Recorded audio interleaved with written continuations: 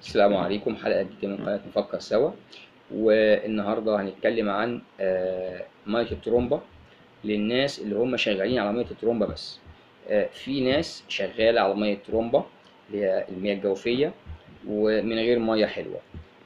فكان في حد قال إن عنده الغسالة عطلانة. فهو المفروض إن لما الغسالة تكون شغالة على مية زي مية الترومبة أو مية فيها رواسب كتير أو أملاح عالية، لازم يتحط لها فلتر، سواء الغسالة أو السخان. دول أكتر اتنين أو جهازين بيتأثروا بالمية وجودتها. الناس اللي شغالة على مية الترومبة دي باستمرار لازم يحط فلتر يحجز الرواسب ونسبة الأملاح تقل شوية في المية داخل الغسالة أو اللي داخل السخان، عشان ما يحصلش ترسبات في الحلة بتاعت الغسالة والترومبة بتاعت الطرد وحنفية الشفط بتاعت الغسالة والسخان. نفس الكلام، ما يحصلش فيه مشاكل جوه في السخان وعلى الهيتر ترسبات من الأملاح وفي الجدار بتاع السخان ويؤدي لتلفه أو عطله في وقت قريب. و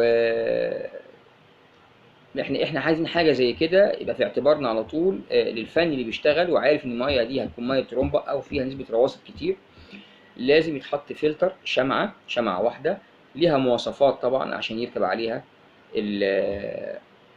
الوصله النيكل اللي هتوصل للسخان او خرطوم الغساله اللي هيخش للغساله، ويتم تعديل المخارج وفقا للمقاسات المطلوبه، ويتسأل انهي احسن نوع يستحمل ضغط الميه جواه عشان الهوزج او الشفشق ما يحصلوش تصدع او شرخ او يتكسر في وقت احنا مش واخدين بالنا منه ويضر فيه الدنيا. طبعا يبقى فيه ميه مباشره داخلاله وبعدين منه هتخش على الغساله او منه هتخش على السخان، وما يكونش الحجم بتاعه كبير جدا عشان المساحه اللي هتحط فيها.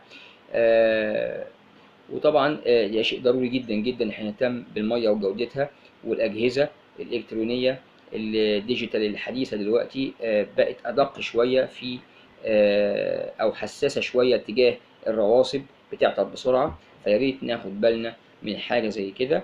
وده كان الرد على سؤال كان الغساله بتعطل كتير ليه عندي، لان الميه اللي عندك ميه املاحها كتيره جدا، اللي هي المياه الجوفيه. ما تعتمدش ان انت تفلتر ميه بتشرب منها بس، لا، لازم تفلتر الميه اللي داخله للاجهزه الكهربائيه الى ان تدخل الميه الحلوه او ترجع لك الميه المكرره تاني.